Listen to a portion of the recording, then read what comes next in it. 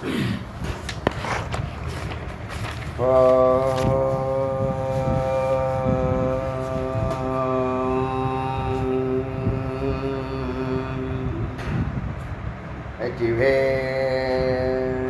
முருகனுக்கு ரோகரா. ஏக குரு ஸ்ரீ ஸ்கந்த குருவே நமக. வந்தே குரு பரம்பரா. குரு பிரம்மா குரு விஷ்ணு குரு தேவோ மகேஸ்வரா. குரு சாட்சாத் பரபிரம்மா தஸ்மை ஸ்ரீ குரவே நமः. குரவே சர்வலோகானாம் விசேஷே பவரோகிணாம் நிதே சர்வ வித்யானாம் ஸ்ரீ கிருஷ்ணமூர்த்தே நமः.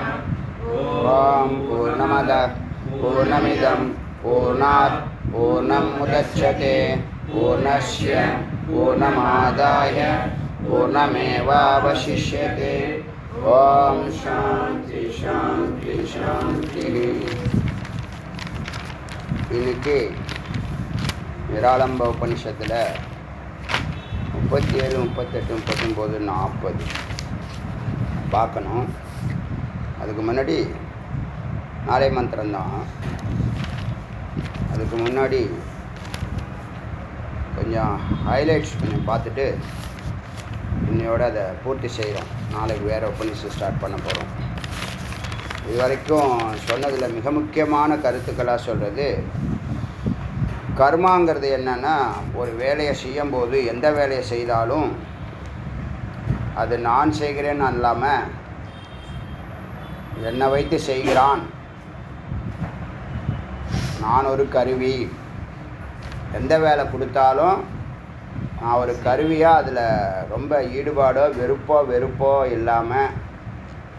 வெறுப்போ இல்லாமல் கடமை செய்ய வேண்டியது கரெக்டாக செய்யணும், ஸ்ரத்தையாக செய்யணும் அப்படிங்கிற சிந்தனையோடு செயல்பட்டால் எந்த கர்மாவும் நம்மளை பாதிப்பதில்லை, அதனுடைய விளைவுகள் நம்மளை பாதிப்பதில்லை. அதுக்கு உதாரணம், தூக்கு மேடையில்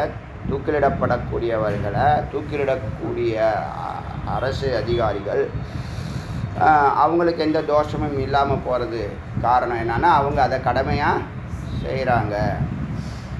அப்போ எத்தனை முறை இது பண்ணாலும் அந்த போஸ்ட்டுக்கு யாருமே வரமாட்டாங்க. பாவம் பிடிக்குதுன்னா அந்த போஸ்ட்டுக்கு யாரும் வரமாட்டாங்க. அப்போ அந்த போஸ்ட்டுக்கு அங்கே வந்து அவன் செஞ்ச குற்றத்துக்கான பனிஷ்மெண்ட்டே அங்கே நிறைவேற்றப்படுறது சரியானதுங்கிறது நடைமுறை நிகழ்ச்சியாக இருக்குது. அதனால் கர்மத்தை யோகமாக செய்யணும். நான் ஒரு கருவி. இந்த நுட்பந்தான் உங்களுக்கு புரிய மாட்டுது. நுட்பம் ஏன் உங்களுக்கு புரிய மாட்டுதுன்னா, மனனம் பண்ணுறதில்ல. இன்றைக்கி மனனம்னா என்னன்னு கொஞ்சம் விவரமாக பேச போகிறேன், டீட்டெயிலாக பேச போகிறேன். சிரவணம் உங்களுக்கு புரியும், நிதித்தியாசனம் தியானத்தில் அது சிந்திக்கணும்னு தெரியும். இந்த மனனம்னு சொல்கிறாங்களே, என்ன மனனங்கிறத இன்றைக்கி பேசலாம். சந்தர்ப்பம் வரட்டும், அங்கே பேசுகிறேன். இன்றைக்கி பேச போகிறோம். அதனால் நம்ம என்ன பண்ணுறோன்னா, இறைவன் ஒரு டைரக்டர், நாம் ஒரு நடிகருங்கிற அறிவு ஒரு நாளும் ஒரு அணு அளவு கூட அந்த சிந்தனை மாறக்கூடாது. சிந்தனை சித்தத்தில் எப்போதும் இருக்க வேண்டிய சிந்தனைகள் அகம் பிரம்மாஸ்மிங்கிற அர்த்தமும், நம்ம பார்க்குறதெல்லாம் மித்தியா, இதெல்லாம் தோன்றும் நிற்கும் மறையும் அப்படிங்கிறத நம்ம அறியும் போது நிறைய நேரம் நமக்கு மிச்சமாகும். நிறைய அனாவசிய சிந்தனைகளே இல்லாமல் போகும். நிறைய தெளிவு பிறக்கும். நிறைய கர்மாக்களில் ஈடுபட மாட்டோம். நிறைய சங்கல்பங்களில் ஈடுபட மாட்டோம். அப்போ அங்கே நம்ம என்ன பண்ணுறோம், நாம் அதில் மூழ்கிடுறோம். அது பேர் அஸ்மிதான்னு சொல்லக்கூடிய ஒரு மோசமான கேரக்டர்.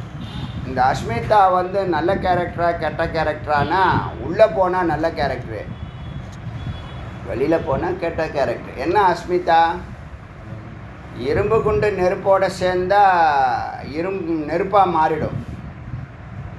எது வரைக்கும் நெருப்பாக இருக்கும்னா, எது வரைக்கும் அந்த நெருப்புக்குள்ளே இருக்கோ அது வரைக்கும் நெருப்பாகிடும். அப்புறம் வெளியில் வந்தால் கொஞ்சம் நேரம் நெருப்பாக இருக்கும். அப்புறம் கொஞ்சம் கொஞ்சமாக தன்னுடைய சுபாவத்துக்கு வந்துடும். இது வந்து பக்தி யோகத்துலேயும் அதான் நடக்குது, ஞான யோக ராஜயோகத்துலேயும் அதான் நடக்குது. நந்தினி வந்து ராஜயோகத்துக்கும் ஞான யோகத்துக்கும் வித்தியாசம் எனக்கு புரியலன்னு மெசேஜ் போட்டிருக்கு.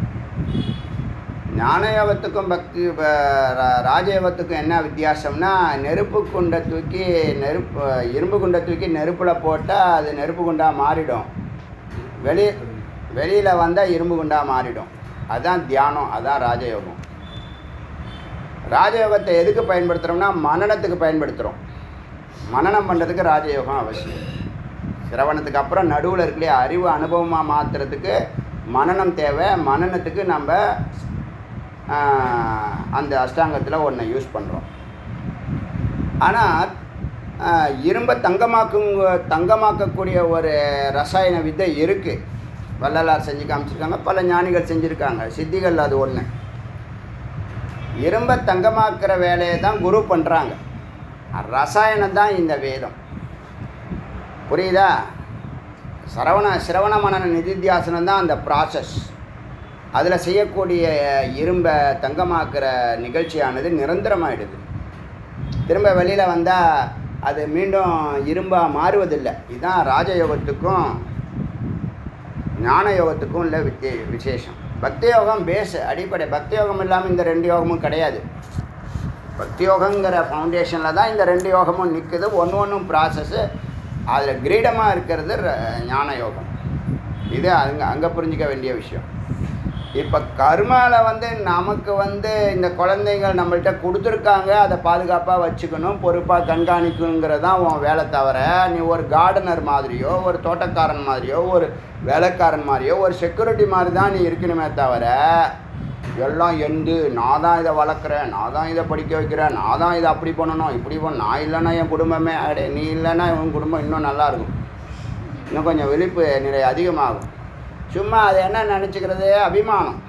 என்னால் தான் இப்படி நடக்குது, என்னால் தான் நான் எனது அஸ்மிதான்னு பேர்.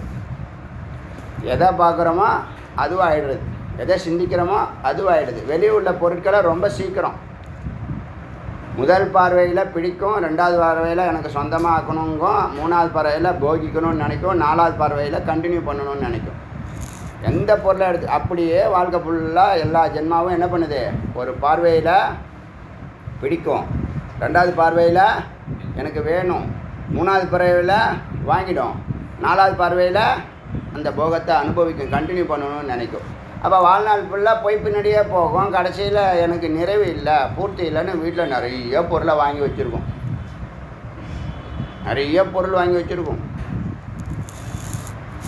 எல்லாம் எதை எடுத்துக்கிட்டாலும் என்னது அத்தியாவசியத்துக்கே பண்ணுறதில்ல. மனசுக்கு என்னென்னலாம் பிடிக்குதோ எல்லாத்தையும் வாங்கி வந்து வச்சு அது ஒரு பக்கம் இருந்துட்டு போட்டோம். இப்போ இந்த கர்மாவை பண்ணும்போது நான் செய்கிறேங்கிற புத்தியை சுத்தமாக விட்டணும். அது நீ வேலையாக இருக்கட்டும், குடும்ப காரியமாக இருக்கட்டும், எந்த காரியம் பண்ணாலும் ஒன்றை வச்சே செய்து இந்த தெளிவு இருந்துச்சுன்னா நிறைய கர்மாக்கள் உங்களை விட்டு விலகி ஓடும். அப்புறம் துக்கமே இருக்காது. நீ துக்கப்பட்டா என்ன? அது ஏதாவது மாறுபாடு வரப்போதா? சரி, இவ்வளோ துக்கப்பட்டிருக்கான், உனக்கு நிறைய அள்ளி கொடுக்க போதா? துக்கப்படுறது, வருத்தப்படுறது, பயப்படுறது, குழம்புறது, பதட்டப்படுறது எல்லாம் அறிவீனம். அறிவு இல்லைன்னா இதெல்லாம் செய்யும். அறிவு இருந்தால் அதெல்லாம் செய்யாது. ஏன்? நடத்துறது அவன், அதை நீ எப்படி தடுக்க முடியும்? நடத்துறது அவன் ரோலில் அவன் ஒரு கான்செப்டை வச்சு எக்ஸிக்யூட் பண்ணிகிட்ருக்கான். அதில் உன்னுடைய ஐடியா கொண்டு போய் உள்ளே நுழைக்கிறது என்ன சரி? ஒரு எம்டிக்கு அந்த கம்பெனியை பற்றிய பூர்ணமான விவரம் தெரியுமா? அவரை அப்பாயின்மெண்ட் பண்ணப்பட்ட ஒரு மேனேஜருக்கோ இல்லை அதுக்கு கீழே இருக்கிறவங்களுக்கோ தெரியுமா? சொல்லுங்கள் பார்க்கலாம். ஒரு மேனேஜர் 10 மேனேஜர் இருந்தால் கூட பூரணமாக இருக்காது. 10 மேனேஜருடைய நாலேஜ் 10 டிபார்ட்மெண்ட்டில் எக்ஸ்பர்ட்டாக இருப்பாங்க. 10 டிபார்ட்மெண்ட்டுக்கு தனித்தனியாக இருக்கிற எல்லாத்தையும் ஒருங்கிணைச்சி கோஆர்டினேட் பண்ணி அதில் சாரமாக இருக்கக்கூடிய அமிர்த தத்துவத்தில் தான் அந்த மேலே இருக்கக்கூடிய எம்டி அனவரை வாழ்கிறாரு, நிற்கிறாரு, ஜீவிக்கிறார், மூச்சு விடுறாரு.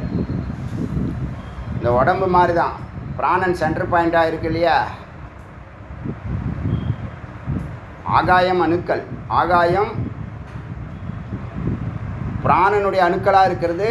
அணுக்களாக இருக்கும்போது ஆகாயம், அது 2-3 பொருளை 2-3 அணுக்கள் மூலக்கூறுகளாக மாறும்போது அது அக்னி. இன்னும் 2-3 கூறுகளாக மாறும்போது அது இது காற்று. இன்னும் 2-3 கூறுகளாக மாறும்போது அது நீர். இன்னும் 2-3 கூறுகளாக மாறும்போது அது மண்ணாக மாறுது. சென்ட்ரு பாயிண்ட் உலகத்தில் உள்ள எல்லாத்துலேயும் சைத்தன்யம் இருக்கா? சைத்தன்யம் எப்படி செயல்படுதுன்னா எதெல்லாம் அசையுதோ அதெல்லாம் காற்று மூலியமாக தான் அசையுது. சைத்தன்யம்னு சொல்கிறோம்ல, சேத்தனம்னு அசைதுன்னு சொல்கிறோம்ல, ஒன்று ஜடம் ஒன்று சைத்தன்யம்னு சொல்கிறோம் இல்லையா. இந்த சைத்தன்யம் எதுனா சித்து பிராணனை வச்சு எல்லாம் செய்யுது. அதுபோல் நாம் இயக்கப்படுறோம், நாம் செயல்படுறோம் நம்ம நினச்சிக்கிறது நம்மளுடைய அறிவீனம். நம்மளை எல்லா விதத்துலேயும் எல்லா கதவையும் அடைச்சி நீ இப்படி தான் போகணும்னு இன்றைக்கி உன் வாழ்க்கையை வச்சுருக்குது. உன் வேலையாக இருக்கட்டும், உன் குடும்பமாக இருக்கட்டும், உன்னுடைய ஹேபிட்டாக இருக்கட்டும், உன்னோட நடவடிக்கை எல்லாமே நீ இந்த நேரத்தில் இந்த வயசில் இப்படி தான் நீ போகணும், அப்படி தான் நீங்கள் இங்கே வந்து உட்காந்துருக்கீங்க. நீங்களும் நானும் நீங்கள் நினச்சோன்னே இந்த வேதா கிளாஸுக்கு வந்துட முடியாது, நானும் நினச்சோன்னே இந்த வேதா கிளாஸை வேதத்தை சொல்லி கொடுத்துட முடியாது. எல்லாருக்கும் ஒரு கணக்கு போட்டு என்னது பாக்கி கதவுகளை லாக் பண்ணி தான் உங்களை கொண்டாந்து இங்கே உட்கார வச்சுருக்கு. இது மாதிரி ஒன்று செய்யுது. இதில் அறிவு இருந்ததுன்னா தெளிவு இருக்கும், அறிவு இல்லைன்னா குழப்பம் இருக்கும், விபரீதம் பண்ணால் துக்கம் இருக்கும். இப்போ உனக்கு உன்னுடைய வாழ்க்கை வந்து துக்கமாக இருக்கா, குழப்பமாக இருக்கா, தெளிவாக இருக்கா? நிறைய பேருக்கு குழப்பத்தில் தான் இருக்குது. துக்கமே வந்துடக்கூடாது, துக்கமே வந்துடக்கூடாது, துக்கமே வந்துடக்கூடாதுன்னா அறிவீனம். அது நடத்துகிறத நடத்தியே தீரும். எதை வச்சு நடத்துகிற? நீ பண்ண அக்கிரமத்துக்கு பதில் சொல்லுது. நீ அக்கிரமம் பண்ணதை ஒத்துக்க மாட்டேன். அதனால் கர்மா எந்த வேலை நீ செய்தாலும் நீ சேவிக்கப்படுகிறாய். உன்னை வைத்து செய்கிறது, உன்னால் சேவிக்கப்படுகிறது பை த லார்ட். அதை விதின்னு சொல்லலாம், எது வேணாம். உனக்கு மதி இருந்தால் அது புரியும், மதி இல்லைன்னா துக்கம். இதுதான் அந்த கர்மா பற்றி அது பேசுகிற விஷயம். அதே மாதிரி ஞானங்கிறது என்னென்னா உட்பொருளை பார்க்கணும், வெளியில் நடக்கிறத பார்க்கக்கூடாது. இப்போ காரியத்தை தான் எல்லாருமே பார்த்து செயல்படுவோம். இதுக்கு காரணம் என்னங்கிறத இப்போ சமுதாயம் கேடு கெட்டு போயிடுச்சு. பஞ்சமா பாதகம் நடக்குது, அங்கே கொலை நடக்குது, இங்கே களவு நடக்குது, இங்கே கற்பழிப்பு நடக்குது, இங்கே திருட்டு நடக்குது. இதெல்லாம் என்னது? இதெல்லாம் விளைவு. இதுக்கு காரணமான விஷயத்தை பற்றி யாருமே பேசுறதில்ல. இதுக்கு காரணமான விஷயத்தை வேதம் பேசுது. யார் வேதத்தை தூக்கி நிறுத்துகிறான்? அந்த காலத்துலலாம் வேதம் ராஜாக்கள் வந்து பக்கத்துலேயே புரோகிதரை வச்சுருப்பாங்க, தர்ம குரு வச்சுருப்பாங்க, ஞான குரு வச்சுருப்பாங்க. தர்மத்தில் என்ன சொல்லுதுன்னு தர்மம் சொல்லுவாங்க, சட்டத்தில் என்ன சொல்லுது, ஞானத்தில் என்ன சொல்லுது, ஞானகுரு தர்மகுரு 2 பேரும் இருப்பாங்க ஆலோசனை சொல்லுறதுக்கு. ஒவ்வொரு ராஜாவும் என்னவாக இருப்பான்? பூரணமான தார்மிக்காக இருப்பான். கடவுள் இல்லைன்னு சொல்லிக்கிட்டு எந்த ராஜாவும் இருக்க மாட்டேன். கடவுள் இல்லைன்னா தர்மம் இல்லைன்னு அர்த்தம், சத்தியம் இல்லைன்னு அர்த்தம். அதனால் என்னது, இந்த பஞ்சமா பாதகங்கள்ங்கிறது இல்லாமல் சமுதாயம் ஒரு மெலோடியாக போயிட்டு இருந்துச்சு. வேகமாக அசுர வளர்ச்சி. இது அசுர வளர்ச்சியை பற்றி தான் நேற்று சொன்னிச்சு இல்லை. அசுர வளர்ச்சியை விரும்பி தான் என்ன ஆகுது, இப்போ எல்லாம் தாறுமாறாக போகுது. அவன் இன்றைக்கி மட்டும் வாழ்க்கையை பார்த்துக்கிறான், இன்றைக்கி மட்டும் பதவியை கட்டியமாக பிடிச்சிக்கிறாங்க, அப்படியே போகுது. இன்றைக்கி வாழ்க்கை மட்டும்தான் பார்க்குறாங்க. மக்கள் வேணால் இன்றைக்கி வாழ்க்கையை பார்க்கலாம்.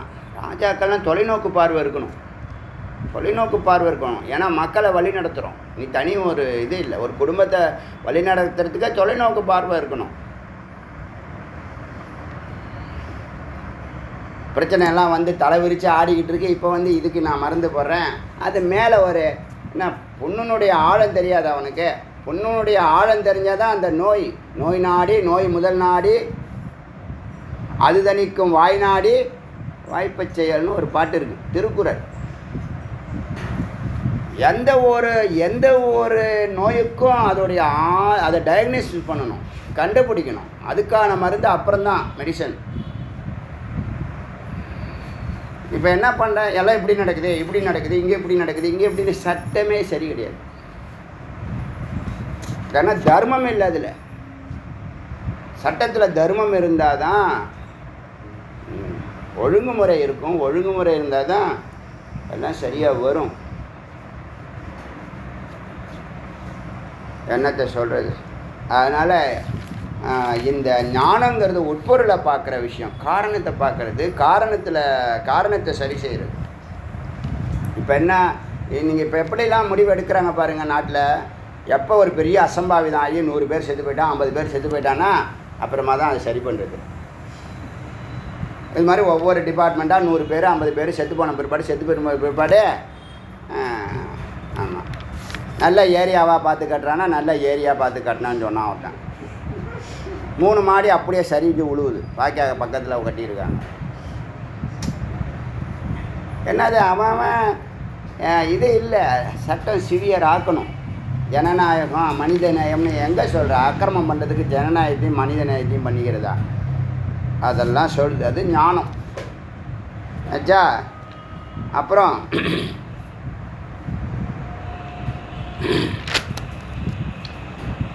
அஞ்ஞானங்கிறது என்ன? போய் பின்னாடி போகிறது அஞ்ஞானம். சிறு அவித்யா வாசனா, அவித்யா காமம் கர்மம். உள்ள இருட்டு இருக்குது, அதில் முடிவெடுக்கிற, அது செயல் சரியாக இருக்கலாம் தப்பாகவும் இருக்கலாம், அது அஞ்ஞானம்னு சொன்னிச்சு. கல்பித ஞானம் அஞ்ஞானம். 2ஆக பார்க்குறது, 3ஆக பார்க்குறது, பேதம். பேதம் பார்க்கும்போதெல்லாம் சண்டை தான் வரும். சைவம் வைணவம். இப்போ என்ன, நான் சைவனாக இருக்கேன்னு வச்சுங்களேன், சிவத்தை பாராட்டணுங்கிறதுக்காக பெருமாளை திட்டக்கூடாது. நானும் பெரியவன் சொல்லிக்கோ, நானும் சிறப்புன்னு சொல்லிக்க, நான் தான் சிறப்புன்னு சொல்கிறான் அவன். சைவம் பிரயோஜனம் கிடையாது, வைணவம் தான் பெருசு. அங்கே ஒரு சட்டை. அவன் பேசுகிறவன்லாம் பாருங்களேன், என்னத்தனை எவனுக்கும் உபனிஷத்து ஞானமே இல்லை. முதல்ல எவன் பேசினாலும் உபனிஷத்து தெரிஞ்சுக்கிட்டு பேசணும். தான் சார்ந்திருக்கிற பிறவி எதில் பிறவி எடுத்துருக்கோமோ அந்த கொள்கையை பிடிச்சிக்கிட்டு அதுதான் பெருசுன்னு சொல்லாத, அதுவும் பெருசுன்னு சொல்லிட்டு போ. அதெல்லாம் என்னது? அதெல்லாம் அஞ்ஞானம். இப்போ கேட்குறோம் வச்சுங்களேன், சில விஷயங்கள் கேட்கும்போதுனா மதபேதம் வரும். மதபேதம்னா கருத்து வேறுபாடு. மத்துனா கருத்து வேறுபாடு வரும்போது நமக்கு தெரியுது, இவனுக்கு பேசுகிறவனுக்கு அறிவே கிடையாதுன்னு நல்லா தெரியுது. அவன் அவ்வளோ 1008 கொட்டேஷன் கொடுக்குறான். அடிப்படை அறிவு இல்லை, பேசிக்கான அறிவு, மெய்ப்பொருள் சூட்சமும் இல்லை. உடம்பை பற்றி நிறையா பேசுகிற ஆளுக்கு உயிரை பற்றி பேச தெரியலன்னு சொல்கிற மாதிரி இருக்குது. இருந்துட்டு போட்டோம். அதெல்லாம் வேத கல்பித்த ஞானம். இது என்ன பண்ணும்? துவைத்தத்தை ஏற்படும். அதை கேட்குறான்னு வச்சுங்க, துவைத்தம் ஏற்படும். அதுக்கு தான் இங்கே பேரே கொடுக்கறது இல்லை. பிரம்மங்கிற வார்த்தையை போட்டுச்சு. உலகத்தில் உள்ள எல்லாரும் ஒன்றில் நில்லுன்னா 2 இருந்தால் தானே பிரச்சனை. இப்போ ஜாதி எங்கே வரும்னா, நீங்கள் தனியாக இருக்கும்போது ஜாதி இருக்காது, பேச மாட்டீங்க. 4 பேர் சேர்ந்தீங்கன்னா அது சமூகம். சமூகம் வந்தால் ஜாதி வந்துடும், ஆட்டோமேட்டிக்காக வந்து தான் ஆகணும், வேறு வழி கிடையாது.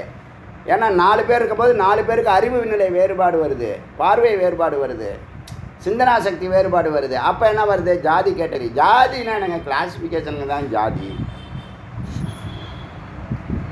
தனியாக இருக்கும்போது பேசுகிறோமா? பேசுவாங்களா? பேச மாட்டான். ஒரு இதில் ஒரு சமுதாயத்தை, ஒரு சமூகத்தை நிர்வகிக்கணும்னா அங்கே கிளாஸிஃபிகேஷன் ஆட்டோமேட்டிக்காக வந்து தான் ஆகும்.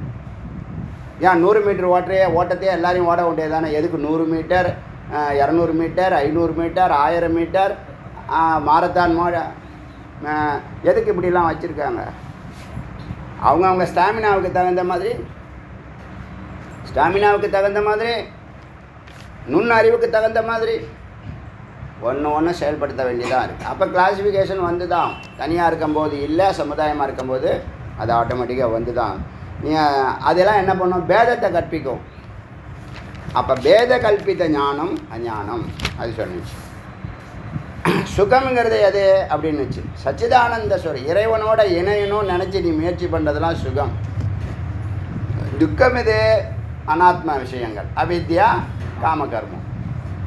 எது துக்கம் கொடுக்குது? அவித்யா தான் துக்கம் கொடுக்குது. எல்லா பிரச்சனைக்கும் காரணம் அவித்யா, அவித்யா, அவித்யா. எல்லா துக்கத்துக்கும் காரணம், எல்லா குழப்பத்துக்கும் காரணம், எல்லா பிரிவினைக்கும் காரணம் அவித்யா, அவித்யா, அவித்யா. எது ஸ்வர்க்கம் கேட்டுச்சு? மகாஜனஸ்ய சம்சர்க்கம், நல்லவர்களுடைய நட்பு. அதுலேயும் இந்த மாதிரி மகாஜனனாக இருக்காங்க, மகாத்மாக்களாக இருக்காங்க. மகாத்மாக்கள்னால் என்னது? ஆத்மா எல்லாமே மகாத்மா தான். ஆத்மா சிறிதும் கிடையாது, பெரிதும் கிடையாது. எது சிறிதோ அதில் நீ சிறிதுன்னு சொன்னால் அதை விட சிறிதுன்னு சொல்லும். எது பெரிதுன்னு சொல்றியோ அதை விட பெரிதுன்னு சொல்லும். ஆனால் ஆத்மா பெரிதும் கிடையாது, சின்னதும் கிடையாது. இந்த மகாத்மான்னு எதுக்கு சொல்கிறாங்கன்னா அவங்க காரியங்கள் அரிய காரியங்களாக இருக்கும், ஈஸ்வர சங்கல்பமாக செயல்படுத்திக்கிட்டு வருவாங்க. மகத்தாக இருக்கும், மற்றவனால் செய்ய முடியாது. உடலாலேயோ உடம்பாலேயோ மனசாலேயோ செய்ய முடியாத விஷயம். இப்போ எல்லோரும் எப்படி பண்ணுறோம்? மனம், சித்தம், புத்தி, அகங்காரத்தில் தான் செய்கிறோம். உடலையும் சேர்த்துக்கணும். ஸ்தூல உடம்பையும் சூக்ஷ்ம உடம்பையும் வச்சு தான் எல்லாரும் பணியாற்றுறாங்க. இந்த குரு, யோகிகள், சித்தர்கள், ஞானிகள், ரிஷிகள் இந்த ஸ்தூல உடம்பு, சூக்ஷ்ம உடம்பு, காரண உடம்பு கடந்து துரியத்தில் நின்று வேலை செய்கிறாங்க. இன்றைக்கி 3 நிகழ்ச்சி, இன்றைக்கி முக்கியமான நிகழ்ச்சி. ஒன்று வேல் பூஜை, ரங்கா சார் டாக்டர் பொண்ணு மேரேஜ். அந்த இன்னொருத்தவங்க யாருன்னே தெரியாது, அவங்க பாருங்கள் கோயிலில் அவங்க வைக்கிறதுனால அவங்களுக்கு இறைவனுடைய ஆசீர்வாதம் பாருங்கள். அவங்க திருமணமும் யாருன்னே தெரியாது, மாப்பிள்ளையார் பொண்ணு, அந்த திருமணமும் சிறப்பாக நடக்கணும்னு ஒரு சங்கல்பம். இது என்னது? துரிய நிலையில் நடத்தக்கூடிய சங்கல்பம். இந்த சங்கல்பத்தில் பர்சனல் ஏதாவது இருக்கா? உடல் இருக்கா? மனம் இருக்கான்னா இல்லை. இறைநிலையில் அது பண்ணுறோம், கரெக்டாக நடக்குது. பூஜையும் டிஸ்டர்ப் ஆகலை, அந்த கல்யாணமும் டிஸ்டர்ப் ஆகலை, இந்த கல்யாணமும் டிஸ்டர்ப் ஆகலை. ஒரே நேரத்தில் 3 மாங்காய், எல்லாம் ஒரு கல்லில் 2 மாங்காய் சொல்ல. முருகன் ஒரு கல்லில் 3 மாங்காய் அடிக்கிறார். யார் செய்தா? அவன் செய்கிறான், நம்மை வைத்து செய்கிறான். அப்படிப்பட்டவங்களுடைய நட்பு கிடச்சிதுன்னா அதுதான் உனக்கு சொர்க்கம். இது வரைக்கும் சொர்க்கம்னா நிறைய பேருக்கு சொர்க்கம்னா ஏதோ ஒரு உலகத்தில் இருக்காங்க, போனால் ரொம்ப ஆடுவா, மேனகை பாடுவா, அந்த சாப்பிட்லாம், இந்த A2Bயில் சாப்பிட்லாம், அதில் சாப்பிட்லாம், இதில் சாப்பிட்லாம், அப்படிலாம் அந்த ஜுவல்லரி எல்லாத்தையும் நம்மளுக்கே கொடுத்துருவாங்க, அப்படிலாங்கிற எண்ணம்லாம் இருக்கும்ல. அதெல்லாம் இங்கேயே நடக்கும். சொர்க்க நரகம் இங்கே தான் இருக்குது. இது குரு வந்த பிற்பாடு அது அந்த ஃபீல் தெரியும், நல்லா தெரியும். இந்த கோடியாக பணத்தை கொடுத்தாலும் வாங்க முடியாத ஒரு அறிவு அது. ஆச்சா, அது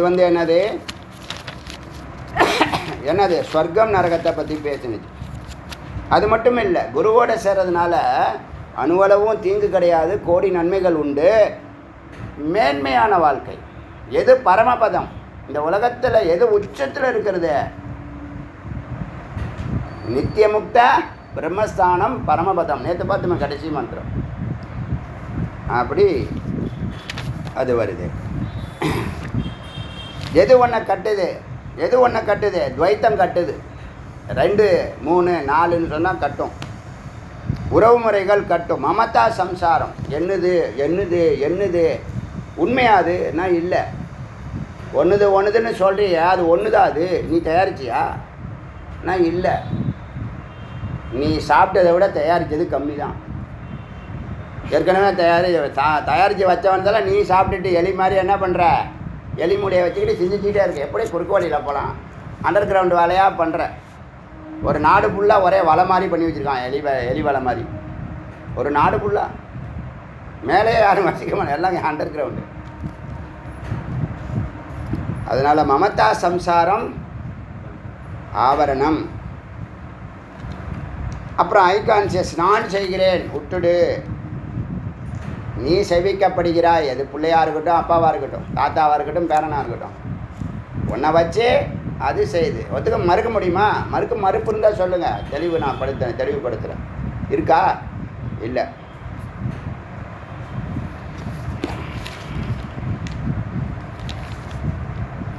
அப்புறம்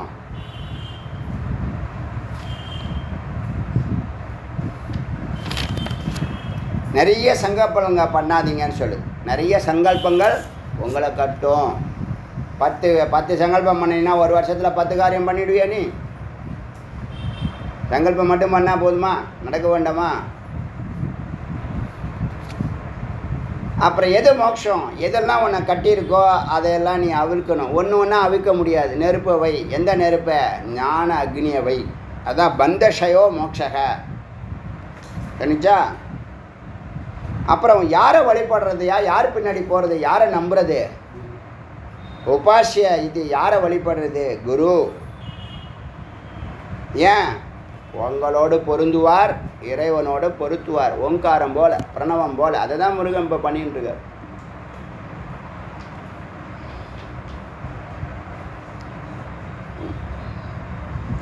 சிஷ்ய இது. சிஷ்யன் யாரு? குரு. இப்படி சிஷ்யன் யாரு? குருவனுடைய பேச்சை கேட்டு மித்தியாவெல்லாம் விளக்குனான்ல, எப்போ விலகும் மித்தியா? இப்போ ஏன் உங்களுக்கு அறிவு அனுபவமாக இல்லாமல் சில பேர் இருக்கீங்க? சொல்கிறத லைட்டாக மேலோட்டமாக எடுத்துக்கிற, கதை கேட்குற மாதிரியே, வாட்ஸ்அப்பில் படிக்கிற மாதிரியே, நியூஸ் கேட்குற மாதிரியே என்ன பண்ணுறோம்? அப்படி மேலோட்டமாக லைட்டாக எடுத்துக்கிட்டு டெய்லி சொன்னால் தானே, ஏற்கனவே சொல்லிட்டா இது அப்படின்னு போகிறாங்கல்ல. என்னது கான்சியஸ் போல் உள்ள அந்த அந்த ஹோல்ஸ் உள்ளே போல் ஆழத்துக்கு போல் மைண்டு எங்கே நிற்குது? மேலே நிற்குது. செயலுக்கு வருமானா வராது. இது ஏங்கிறதெல்லாம் இன்றைக்கி பேசப்படுறேன்.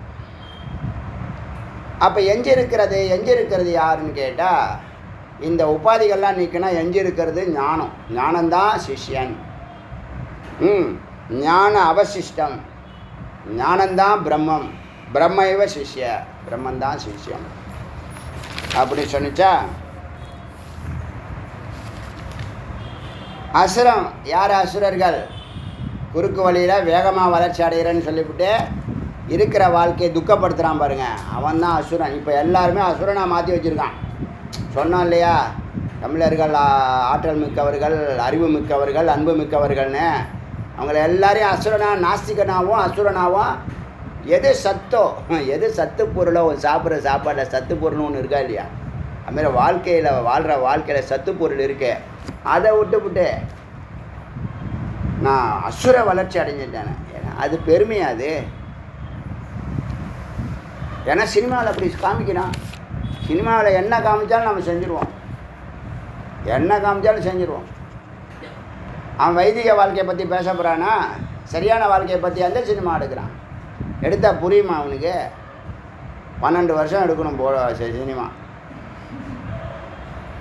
ஒரு சீரியலை 12 வருஷம் எடுக்கணும். ராமானுஜர் எடுத்த மாதிரி 453 எபிசோடு எடுக்கணும். என்னாச்சு? அதனால் அசுரத்தனமான நீ நல்லா வாழ்கிறேன்னு சொல்லிட்டு இஎம்ஐயில் மாட்டிக்கிறது. உயர்வான வாழ்க்கை வாழ்கிற, கார் வாங்கிட்டேன், பங்களா வாங்கிட்டேன், இது 2 தான் முக்கியம். அதுக்கு எவ்வளோ வேணாலும் கடன் வாங்கிட்டேன், அதுக்கப்புறம் அடமானம் வச்சுட்டேன், அப்புறம் ஆள் அட்ரஸே இல்லை, எங்கே இருக்குன்னு கோயிலில் நவகிரகத்தை சுற்றின்னு இருக்கேன், ஒன்றுமே விமோச்சனம் வர மாட்டேங்குது. அதெல்லாம் அது அசுர பிரவருத்தி தான். நீங்கள் ஒருத்தவங்க கேட்டாங்க, நான் ஒரு காரியம் பண்ணின்னு இருக்கேன், அந்த காரியம் நல்லா எலாபரேட்டாக பெருசாக பண்ணணுன்னு நினைக்கிறேன், அது நடக்குமா நடக்காதா? நான் ஜோதிடமாக பண்ணின்னு இருக்கேன், அங்கே உட்காந்து குறி சொல்லிகிட்டு இருக்கேன்னா என்ன? அன்றைக்கி ஒரு அம்மா கேட்டுச்ச, விபூதி விட்டு நீங்கள் எதோ மந்திரம் போடுறீங்களாம்மா அப்படின்னு. விபூதி விட்டு வர்றதுக்கு அப்படி கேட்டு. அது மாதிரி இப்போ செஞ்சிட்ருக்க வேலையை பெருசாக செய்யலாமா அப்படின்னு கேட்கும்போது, நீ செஞ்சிட்ருக்கிற வேலையை ஸ்ரத்தையாக செஞ்சினா அதுவே தானாக விருட்சமாக விஸ்வரூபம் எடுக்கும். விஸ்வரூபம் எடுக்கும். நீ விஸ்வரூபம் எடுக்கணும்னா எடுக்காது. நீ தான் விஸ்வரூபம் ஆகி, இதுதான் அசுர வளர்ச்சி. புரியுதில்ல? எல்லாம் வேகமாக. என்ன வேகம்னு கேட்குறேன். 20 வருஷம் விட்டால் பின்னாடி 20 வருஷம் போச்சு. இந்த 20 to 50 என்ன பண்ண? வெங்காயம் வெட்டினியா முக்கியமான தருணத்தில்? நீ அதுக்கு தான் 20 வயசுக்குள்ளே நல்ல குருவை பிடிச்சிடணும். யாரெல்லாம் எவ்வளோ சீக்கிரம் குருவை பிடிக்கிறீங்களோ அவ்வளோ சீக்கிரம் சொர்க்கம். முதல்ல சொர்க்கத்தை கூட நம்ம மதிக்கிறது இல்லை. ஆனால் நம்மள்கிட்ட எனர்ஜி இருக்கிற வரைக்கும் தான் சொர்க்கத்தில் ஆட முடியும், பாட முடியும். அதனால் அசுரத்தை பற்றி சொன்னிச்சு. அச்சா, சங்கல்ப தபம்னா என்னன்னா, சுத்த வெப்பத்தை உருவாக்க உடம்புக்குள்ளே வேத விசாரமோ தியானமோ பூஜையோ பண்ணி சுத்த வெப்பத்தை உற்பத்தி பண்ணு. அது உள்ளே இருக்கக்கூடிய எல்லா குப்பைகளையும் 3 உடம்பே எரிக்கும், 3 கயிறையும் அவிழ்க்கும். 3 முடிச்சுன்னு சொல்கிறோம் இல்லையா, ஆணவம் கர்ம மாயை, ஜாகிரத அவஸ்தா, சொப்பன அவஸ்தா, சுசுப்தி அவஸ்தா, ஸ்தூல உடம்பு, சூக்ஷ்ம உடம்பு, காரண உடம்பு, தத்துவகுணம், ரஜோகுணம், தமோகுணம் எல்லாம் இந்த 3 எல்லாத்தையும் எரிச்சிடும். த்ரீ அது பேர் தபம். தபத்தினால எதாவது தீங்கு ஏற்படாது. தைரியமாக நீங்கள் இறங்கலாம். ஏன்னா இது சுத்த வெப்பம், யாரையும் சுடாது, அகிம்சை வழியில் போகும். ஏன்னா இறைவனை நோக்கிய பயணம். அதனால தான் முருகப்பெருமான் மேலே இந்த மாதிரி ஞான யோகத்தை நமக்கு கொடுத்தாருன்னு 4 நாள் என்னவா இருக்கு, ரொம்ப பெரிய மதிப்பும் மரியாதையும் உருவாகுது. இறைவனை நம்ம எல்லாருமே மதிப்பு மரியாதையோடு தான் பார்க்குறோம், பக்தியோடு பார்க்குறோம். இந்த மாதிரி நமக்கு அலாட் பண்ணார் பாருங்க, எத்தனையோ வழிமுறைகள் இருக்குது. நேராக எது நம்பர் 1, எது யாருக்கும் தீங்கு விளைவிக்காதோ, செய்கிறவனுக்கும் சேவிக்கப்படுறவனுக்கும் தீங்கு இருக்காதோ, சமுதாயக்கும் எல்லாருக்கும் நன்மை பயவிக்கக்கூடிய ஞான யோகத்தை, யோகங்களில் மணிமகடமாக இருக்கக்கூடிய கடவுள் ஃபாலோ பண்ணக்கூடிய விஷயங்கள், கடவுள் உபதேசம் பண்ணக்கூடிய உபதேசங்களாக இருக்கக்கூடிய ஞான யோகத்தை முருகப்பெருமான் நமக்கு ரெக்கமெண்ட் பண்ணாரா இல்லையா? பண்ணாரா இல்லையா? அங்கே அசுரத்தனை வருமா? ஃபுல்லாக தேவர்கள் செய்யக்கூடிய வேலை இது. இந்த ஹட்டி யோகம்னா யார்? உடம்ப 9 கண்டமாக வெட்டிக்கிறது, நவகண்ட யோகம். அப்புறம் பஞ்சாக்னின்னு 16 யாக குண்டத்தை போட்டு நடுவில் உட்காந்துக்கிறது, தலைக்கீழ நிற்கிறது, ஒத்த காலில் நிற்கிறது, சாப்பிடாமல் இருக்கிறது. ஏதாவது கட்டுப்பாடு சொன்னோமா? இன்றைக்கி வரைக்கும் 4 வருஷம் ஆச்சு. ஏதாவது கட்டுப்பாடு சொன்னோமா? பிரம்மச்சரியம் மெயின்டைன் பண்ணுங்கள், லிமிட்டடாக பண்ணுங்கள். பகலில் பண்ணால் அது பிரம்மச்சரியத்தில் வராது. சம்பவம் கூட இரவில் வச்சுங்க, அது நித்திய பிரம்மச்சாரியாக இருக்கும். 9 மணிக்கு மேலே 9 மணி முதல் முகூர்த்தத்தில் பண்ணாதீங்க, 11 மணியில் பண்ணுங்கள். அதெல்லாம் நீங்கள் பண்ணினீங்கன்னா உங்களுக்கு எந்த தோஷமும் இல்லை, குழந்தையும் நல்லா ஞான குழந்தையாக பிறக்கும். அசுரத்தனை வேண்டாம், 12 மணிக்கு மேலே பண்ணாத, விடிய காத்தால் பண்ணாத, உச்ச காலத்தில் பண்ணாத, பகலில் பண்ணாத, அமாவாசை பௌர்ணமியில் பண்ணாத, பிரம்ம முகூர்த்தத்தில் பண்ணாத. இதெல்லாம் சொன்னிச்சா இல்லையா? உங்களுக்கெல்லாம் ஞாபகம் இருக்கோ இல்லையோ? இங்கேயோ கேட்ட மாதிரி இருக்கா? சரி, இது தபம். தபம்னா என்ன பண்ணுது?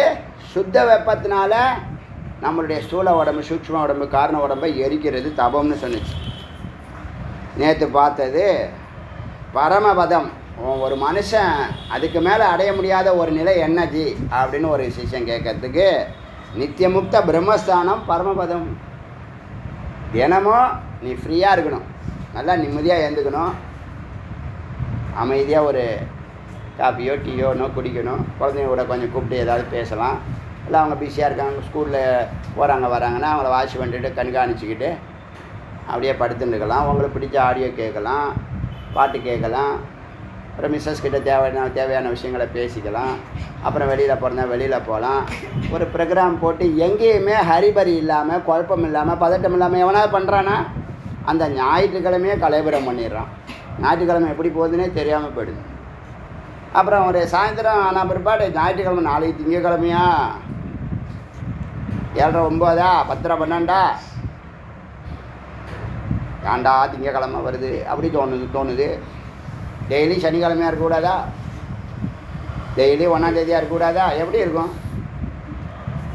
அதனால் நித்தியமுத்த அங்கே தான் சிரிப்பு போச்சு, உற்சாகம் போச்சு, அன்பு போச்சு, மகிழ்ச்சி போச்சு, அறிவும் போச்சு, எல்லாம் போச்சு. இப்போன்னா அசுரன் வேகமாக ஓடுறேன், வேகமாக எல்லாம் வேகம்தான். எதுக்கு வேகம்? வேதாந்திகள் வேகத்தை விடுங்க முதல்ல. எங்கே போகிற வேகமாக? ஏன்டா ஓடுற, சீக்கிரம் புறப்படுன்னு ஒரு பழமொழி இருக்குது. 7:30 மணி கிளாஸுக்குன்னா 7:25 இங்கே இருக்கணும்னா 7:30 அங்கேருந்து கிளம்பக்கூடாது, 7 மணிக்கு கிளம்பணும். அப்படி ஒரு பழக்கத்தை வச்சுங்க. ஜென்ரலாக யோசிச்சு பாருங்கள். ஒரு ஸ்கூலாக இருக்கட்டும், காலேஜாக இருக்கட்டும், வேலையாக இருக்கட்டும், ஒரு ப்ரோக்ராமாக இருக்கட்டும், ட்ரெயினுக்கு மட்டும் எப்படி போகிறீங்க? ட்ரெயின் 8 மணி ட்ரெயின், 6:30 கிளம்பு. ஆட்டோ வரல, கார் வரலன்னு சொல்கிறீங்களே இல்லையா? அது ஏன் அது? ஆனால் அது என்னது? அது இதே மூளை தானே, எலி மூளை தானே அந்த வேலையை செய்யுது. ஒருத்தவனுக்கும் மனுஷன் மூளையே கிடையாது, எலி மூளை தான் இருக்குது. இதெல்லாம் பார்த்தோமா? சந்தாபம் பண்ணுறது தபம்னு சொன்னோமா? நித்தியமுக்த பிரம்மஸ்தானம், பிரம்மஸ்தானத்தில் உன்னுடைய வாழ்க்கை இருக்கா? இன்னைக்கு 37வது மந்திரத்துக்கு போகிறோம். எதை ஏன் ஏற்கிறது? எதை ஏற்றுக்கலாம், எதை மறுக்கலாம்? கிராஹ்யம் இது ச தேச கால வஸ்து பரிச்சேது ரஹித்ய சின்மாத்திர ஸ்வரூபம் கிராஹ்யம். எதையா ஏற்றுக்கணும்? ஏற்றுக்கிறதுனா எதையா நீ வந்து அடாப்ட் பண்ணணும், எதை ஃபாலோ பண்ணணும், எதை சிந்திக்கணும்னா சின்மாத்திர ஸ்வரூபம், உன்னுடைய ஸ்வரூபத்தை நீ சிந்தி. அதுதான் கிராகியம். ஒன்றை நீ ஏற்றுக்கோ. புறத்தில் இருக்கிறத நீ கிராகம் பண்ணுறதுலாம் என்னது? கர்மா. இப்போ உங்களுக்குள்ளே நீங்கள் செய்யக்கூடிய கர்மாலாம் இருக்குல்ல, உள்ள மென்டல் ஒர்க்கெலாம் இருக்குது, தியானமோ ஞானமோ சிரவணமோ, இதெல்லாம் உங்களுக்குள்ளேயே நடக்குது, உங்களை விட்டு வெளியில் இல்லை. அதெல்லாம் என்னது? கிராகியம். ஞானத்தில் வரும். இதை விட்டு வெளியில் நீங்கள் ஒரு பொருளையோ மற்ற காரியங்களையோ நடத்துகிறீங்கன்னா அது பேர் கர்மா. புரியுதா? ஞானத்துக்கும் கர்மாவுக்கும் என்ன பண்ணும்? காலு நடந்து போகும், கர்மேந்திரியம். கை ஏதாவது ஒரு பொருளை எடுக்கும், கர்மேந்திரியம். புரியுதா? சரி. ஸ்வரூப கிராகியம் ஏற்க வேண்டியது எதுன்னு சொன்னால், இடத்தை விட்டு, நேரத்தை விட்டு, பொருளை விட்டு, பரிச்சேத பிரிவினைகளை விட்டு, பிரிவினைகள் இதெல்லாம் இல்லாமல் இதெல்லாம் கடந்து சின்மாத்திர சித்து ஸ்வரூபமான உன்னை நீ ஏற்பதே கிராகியம். நீ சைத்தன்யம் அப்படிங்கிறத அறியறது கிராகியம். ஏற்பதுன்னு அறிவது தான் ஏற்பது. அக்ராஹியம்னா என்னது? அக்ராஹியம் இது ஸ்வரூபம் ஸ்வஸ்வரூபம் வத்திரிக்த. இப்போ அங்கே ஒன்றை நீ ரீச் பண்ணணும்னு சொல்லிச்சா, இங்கே சுயஸ்வரூபத்தை விட்டுட்டு மாயாமய புத்தி பின்னாடி, இந்திரம் பின்னாடி, இந்திரியங்கள் பின்னாடி, பார்க்குற பொருட்கள் கோச்சர ஜகத்து பின்னாடி, அசத்தியத்துவ இதெல்லாம் பொய் பின்னாடி, சிந்தனம் சிந்திக்கிறதே தப்புங்குது. இப்போ நம்ம என்ன பண்ணுறோம்? ஒரு நாளைக்கு எத்தனை சிந்தனை சிந்திக்கிறோம்? 6000 சிந்தனை சிந்திக்கிறோன்னு என்ன சொல்லுது? சயின்ஸு சொல்லிடுச்சு. வேதம் எப்போ சொல்லியிருக்கு? இதெல்லாம் எத்தனை கோடி வருஷத்துக்கு முன்னாடி எழுதப்பட்டது. புரியுதில்ல? ஒன்று தாங்க நீங்கள் சிந்திக்கணும், வேறு இதெல்லாம் அதெல்லாம் ஒரு பார்வை. இந்த ஒன்றில் சிந்திச்சுட்டு இருக்கீங்கன்னு வச்சுங்களேன், இந்த இறைவனோ இல்லை உங்கள் ஆத்மாவோ நீங்கள் அதை சிந்திச்சுட்டே இருக்கீங்கல்ல, அப்படி சிந்திக்க ஏகாகிர சித்தம் அங்கே தான் அறிவு அனுபவமாக ஆக போகுது. இப்போ வெளியில் சிந்திக்கிற 6000 விஷயம் இருக்குல்ல, ஒரு லென்ஸை ஒரு பேப்பர்லேயோ ஒரு கட்டையிலையோ ஒரு இடத்துல நிறுத்தி 5 நிமிஷத்தில் எரியக்கூடிய அந்த பேப்பரோ அந்த கட்டையோ அந்த இரும்போ எதாக இருக்கட்டும், எதை ஃபோக்கஸ் பண்ணாலும் எரிஞ்சிடும். அது தெரியுமா? எதை ஃபோக்கஸ் பண்ண மேஜிக்லாம் பண்ணி காமிக்கிறாங்க. இங்கேருந்து 100 மீட்டருக்கு அந்தாண்ட உள்ள ஒரு பொருளை எரிய வைக்கிறான், இங்கேருந்து பார்த்து. அங்கேருந்து 300 மீட்டருக்கு அந்தாண்ட நிற்கிறவனை இங்கேருந்து பார்த்து கீழே உழ வைக்கிறான். செஞ்சு காமிக்கிறாங்க, டிவியில் போட்டு காமிக்கிறான், யூடியூப்லலாம் இருக்குது. எப்படி? ஃபோக்கஸிங். அது மேஜிக் இல்லை, அது ரியலாக பண்ணி காமிக்கிறது தான். அது அப்படி ஒரு ப்ராக்டிஸ் பண்ணி கற்று வச்சுருக்கான். அது அவசியம் இல்லை. அது அப்புறம் 100 முறை சர்ஃபிங்கில் என்ன சொன்னான் அன்றைக்கி, 100 முறை அந்த அலையில் உளுந்து ஒரு 100 மீட்டர் பயணிக்கிறான்ல, என்ன அவனுக்கு ஒரு இன்ட்ரெஸ்ட்டு, ஒரு ப்ராக்டிஸாக அது ஒரு ஸ்போர்ட்ஸாக வச்சுட்டாங்க. எனர்ஜி எக்ஸ்ட்ராவாக இருந்துச்சுன்னு வச்சுங்க, சரியாக டியூன் பண்ணலன்னா நெகட்டிவ் ஆகிடும் அது. அதனால் எல்லாரையும் எனர்ஜி எக்கச்சக்கமாக இருக்கிறவனையெல்லாம் ஸ்போர்ட்ஸில் விட்டுருவாங்க. புரியுதா விஷயம்? அதனால் ஸ்வரூபத்தை கிராகியம், அசத்துவம், கண்ணுக்கு தேவைக்கூடிய இது இந்த சூழ உடம்பு சூட்சும உடம்பு, பார்க்குறதெல்லாம் கேட்குறதெல்லாம் புத்தியை வச்சுக்கிட்டு இந்திரியங்களை வச்சுக்கிட்டு போய் பின்னாடி சிந்திக்கிறது இருக்குல்ல, அது அக்ராஹியம். அது அவசியம் இல்லை, விட்டுட வேண்டியது. கண்ட குப்பைகளை சிந்தித்து கொண்டே இருக்கிறோம். நீங்கள் என்ன காலையில் என்னென்ன சிந்திச்சிங்க கேட்டு பாருங்களேன். இல்லை உங்கள் வீட்டில் ஒரு கெஸ்ட்டு வராங்கன்னு வச்சுங்களேன், ஒரு 3 நாளில் கும்பாபிஷேகம் நடக்க போது வச்சுங்க, இல்லை ஏதோ ஒரு ஃபங்க்ஷனுக்காக வராங்க, 3 நாளைக்கு முன்னாடி வந்துட்டாங்க. என்ன பேசுவாங்க? டெய்லி சாப்பிட்டுட்டு காலையிலேருந்து சாயந்தரம் வரைக்கும் என்ன பேசுவாங்க? சுற்றி இருக்கிற 10 குடும்பத்தை பற்றி எல்லாரையும் தனித்தனியாக மார்க் போட்டு, இது சரி, இது தப்பு, இது ரைட்டு, இது தப்பு, இது சரி, எல்லாத்துக்கும் மார்க் போட்டுட்டு உட்காந்துருக்கும். அவ்வளோதும் வேஸ்ட்டாக இல்லையா? காலையிலேருந்து சாயந்தரம் எல்லாத்தையும் பேசிடுவாங்க. அமே தெருவில் இருக்கிறது, பக்கத்தில் இருக்கிறது, என்ன ஏர்பின் வாங்கினதுலேருந்து உங்கள் வீட்டில் ஷோகேஸில் புதுசாக என்ன இருக்குது அது வரைக்கும். என்ன இதெல்லாம் தேவையானா? என்ன இல்லை, லட்சியம் இல்லை, குறிக்கோள் இல்லை, அறிவே இல்லை. மெய்யறிவு இல்லை, பொய்யறிவு தான் எக்கச்சக்கமாக இருக்கு. அதே சொல்லித்தரணுமா? அதனால் இந்த மாதிரி அச்சிந்தனம் தேவை. இந்த அக்ராஹியம்ங்கிறது வேண்டான்னு சொல்லியாச்சு. விட வேண்டிய கர்மா. சரியா, இப்போ தான் இந்த பாயிண்டில் தான் விசாரம் வருது. சந்நியாசி இது எதெல்லாம் விட வேண்டியது? சர்வதர்மா பரித்யஜ்ய. இது வேதம், ஸ்ருதி. இதை தான் பகவத்கீதையில் பெருமாள் சொல்கிறார். பெருமாள் சொன்னாருன்னு சொல்லும்போது தான் அவங்களுக்கு பெருமாளுக்கு யார் சொன்னாங்கங்கிறதெல்லாம் மந்திரம் பின்னாடி வருது. நாளைக்கு சுகரகசியத்தில் வருது. என்கிட்ட ராதே கிருஷ்ணா அப்படிங்கிறான். நான் கேட்டேன்னா ஒரு வாட்டி நான் காதில் வாங்கலை, யதார்த்தமாக அங்கே எங்கேயோ போயிட்டுருக்கேன். ராதே கிருஷ்ணா. சரி, உன்னுடைய பழக்கம்.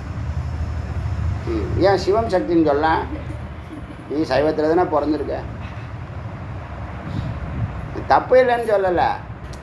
அது என்னவோ அதை அது பின்னாடி தான் அதெல்லாம் மித்தியா. எல்லாமே மித்தியா. தோன்றுவது எல்லாம் மித்தியா. நானும் அப்படி சொல்லணுமா? இப்படி கையை காமிச்சு நானும் இன்னொரு வாட்டி சொல்லணுமா? நான் முதல்ல அப்பா அம்மாவை பாரு, அப்புறமா மாமனார் மாமியாரை பார்க்கலாம்.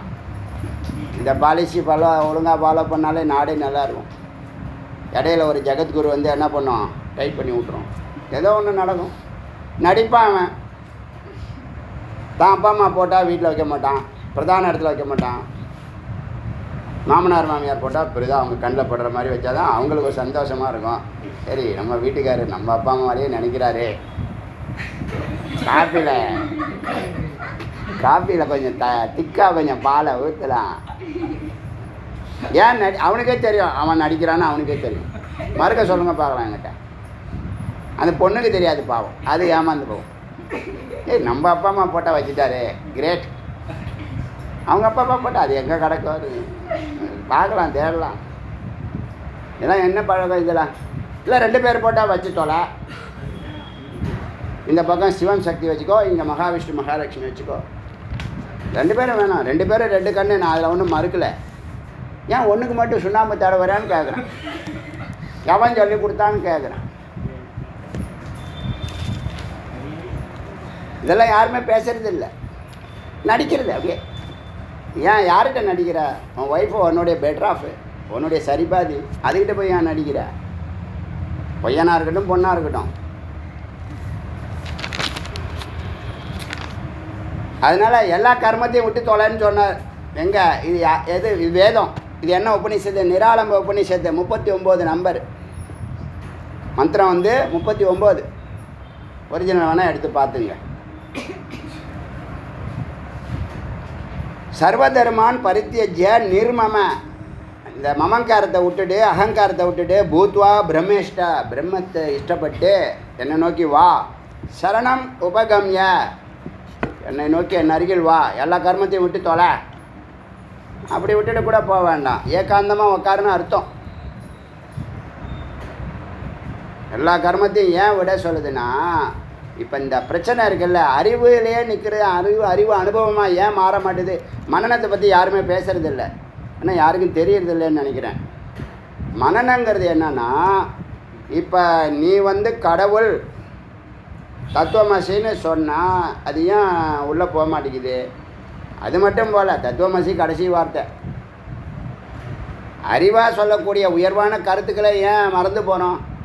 உங்களுக்கு அறிவு நல்லா இருந்து அந்த பக்குவப்பட்ட நிலமாக இருந்துன்னா எந்த வார்த்தை சொன்னாலும் டக்கு டக்குன்னு அடிப்பீங்களே பதில். ஏன் இது சொல்ல முடியல அப்படின்னா, அந்த குரு சொன்னாலும் சரி, வேதம் சொன்னாலும் சரி, எது சொன்னாலும் சரி, மேல் மனதிலே நிற்கிறது என்ன காரணம்னு சொன்னால், அறிவு அனுபவமாகாததுக்கு காரணம் என்னன்னா சந்தேகமும் அவநம்பிக்கையும். இதுதான் நடுவில் நிற்குது. அவர் சொல்லக்கூடிய கருத்தில் சந்தேகம் இருக்குது. நீ பிரம்மண்டா தம்பி அப்படின்னா என்னது? இது வரைக்கும் அவனும் சொல்லாத சொல்கிறான். நான் பிரம்மமா? இது கடைசி வார்த்தை. இடையில என்னென்ன சொல்லுது? இப்போ இத்தனை வார்த்தை சொன்னிச்சே, கிராகியம் எது, அக்ராகியம் எது, நீ சிரவணம் எல்லா கதவும் திறக்கும், கோவிலில் உழவார பண்ணி திருப்பணி பண்ணால் எல்லா கதவும் திறக்கும், பக்தி யோகத்தில் சித்தி பெறுவதற்கு அதுதான் முதல் கதவு, ஞான யோகத்தில் சித்தி பெறுவதற்கு இதுதான் சிரவணம் தான் முதல் கதவு, அதுதான் எல்லா கதவையும் திறக்கக்கூடிய கீ. இப்போ குரு சொல்கிறாங்க, அதை ஏற்றுக்க முடியல. சொன்னாங்க, இப்போ உங்களுக்கு நம்பிக்கை இருக்கா இல்லையா? நம்பிக்கை இருக்கு. சிரவணம் சொல்லும்போது அது உண்மையாக இருக்கலாம் அப்படின்னு நம்பிக்கையோ அவநம்பிக்கையோ அரைகுறையாக இருக்குது. நம்பிக்கையும் அரைகுறையாக இருக்குது, அவநம்பிக்கையும் அரைகுறையாக இருக்குது, சந்தேகமும் அரைகுறையாக இருக்குது. எதுலேயுமே பூர்ணம் இல்லை. முக்கியமாக சொல்லணும்னா அவநம்பிக்கையும் சந்தேகமும் எல்லாருக்கும் இருக்குது. எதில்? இந்த வேதம் சொல்லக்கூடிய வார்த்தைகளில். ஏன் அந்த அவநம்பிக்கையும் சந்தேகமும்? ஒன்று, அவநம்பிக்கைங்கிறது ஹிருதய சம்மந்தப்பட்டது இல்லையா? சந்தேகங்கிறது அறிவு சம்மந்தப்பட்டது. நல்லா ரெண்டு தத்துவம் வேலை செய்தாங்க மனநத்தில். ஹிருதய சம்மந்தப்பட்டது அவநம்பிக்கை, சந்தேகங்கிறது புத்தி சம்மந்தப்பட்டது. மனமும் புத்தியும் ரெண்டுமே ஏற்றுக்கலை சொன்ன கருத்தை. ஏன் அப்படின்னு கேட்டால், அந்த குரு சொல்லக்கூடிய வார்த்தை குரு தனக்கு அமிர்தமாக இருக்குது. இந்த வார்த்தை இந்த பையனுக்கு உபதேசம் பண்ணலாம், இந்த கிளாஸில் இதை சொல்லிக் கொடுக்கணும். எல்லா குருவிட்டையும் ஒரு நல்ல பழக்கம் என்ன தெரியுமா? உயர்வான பிரம்ம ரகசியார்த்தம் கிடச்சிதுன்னு வச்சிங்களேன், அன்றைக்கே அதை வெளிப்படுத்துவாங்க.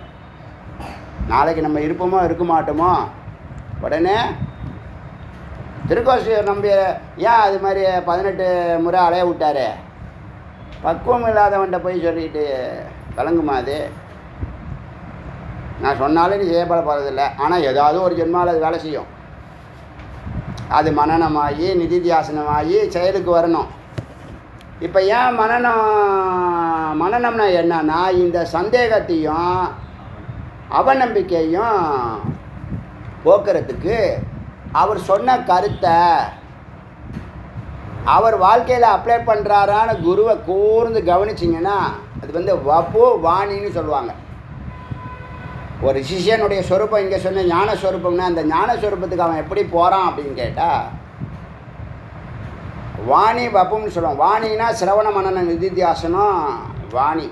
அவர் எப்படி சொல்கிறாரோ, எப்படி மனனம் பண்ண சொல்கிறாரோ, எப்படி நிதித்தியாசனம் பண்ண சொல்கிறது எல்லாத்தையும் தலைமையில வச்சு செய்கிறான் இல்லையா, அது பேர் வாணின்னு பேர்.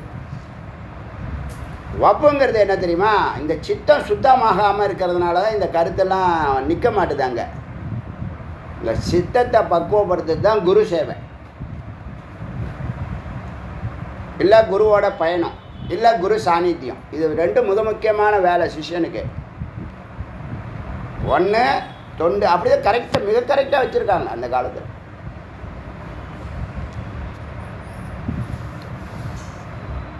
ஆளை வந்தார அவங்க குரு கேட்குறார், ஒரு சிஷ்யனுடைய கடமை என்னன்னு தெரியுமா? சும்மா ஆலவட்டம் வீசிக்கிட்டே இருப்பான். குருவுக்கு இப்போ கை வலிக்க போகுது. இல்லை உங்கள் முகத்தை பார்த்துட்டு இருந்தாலே போதும், எனக்கு கையே வலிக்கலை அப்படிங்கிறான். நல்ல சிஷ்யனாக இருக்கேப்பா. சிஷ்யனுடைய லட்சணம் என்னான்னு தெரியும். வாணி வப்பும். வாணினா என்ன? நீங்கள் சொல்கிறத உற்று கவனிக்கிறது, உங்கள் செயல்பாடுகள் ஒன்றுலையும் உங்கள் சிந்தனையை கண்டுபிடிக்கிறது. சொல்கிறான், எவ்வளோ அழகாக இருக்குது. நம்ம எப்பயோ சொன்னோமா, குருவை நல்லா ஸ்டடி பண்ணணும்னு சொல்லியிருக்கோம். ஒரு 100 கிளாஸுக்கு முன்னாடி 50 கிளாஸுக்கு முன்னாடி சொல்லியிருக்கோம். குருவை ஸ்டடி பண்ணுங்கள், எதை வலியுறுத்துகிறாங்களோ அதை ஃபாலோ பண்ணணும்னு நினைங்க. அப்போ சித்தசுத்தி ஆணுச்சுன்னா, சித்தசுத்தி ஆகிறது தான் என்னது? குரு சேவை. அதுதான் உழவாரப்பணி. குரு சேவன் ஆண்டவன் சேவை. என்னை பொறுத்த வரைக்கும் எனக்கு யாரும் சேவை செய்ய வேண்டாம், முருகனுக்கு செய்யுங்க, அதுவே பெரிய குரு சேவை. குரு அவர் தானே, தனிப்பட்ட மனுஷனுக்கு செய்ய வேண்டாம். எனக்கு அதில் உடன்பாடே இல்லை. எனக்கு என்ன நீங்கள் தொண்டு செய்ய போகிறீங்க? ஒரு குருவுக்கு நீங்கள் என்ன தொண்டு செய்ய முடியும்? அது வேணாம். சாநித்தியம் வேணும். குருவோட பார்வையில், அவங்களுடைய அருகில், அவங்களோட பயணம் சேர்க்கிறது, அதெல்லாம் ஒத்துக்கிறேன். சேவையை முருகனுக்கு செய்யுங்கன்ற ஒரு பாயிண்ட் அது இருந்துட்டு போட்டோம். வாணிங்கிறது என்ன? இந்த சிரவண மனநம். இந்த மனநம் என்ன பண்ணுது? இந்த அவநம்பிக்கையும் சந்தேகத்துக்கும் மருந்தா விசாரம் பண்ண வைக்கும். விசாரம்னா என்னன்னா, சிரவணம் பண்ண வார்த்தையில் எந்த அளவுக்கு உண்மை இருக்குது,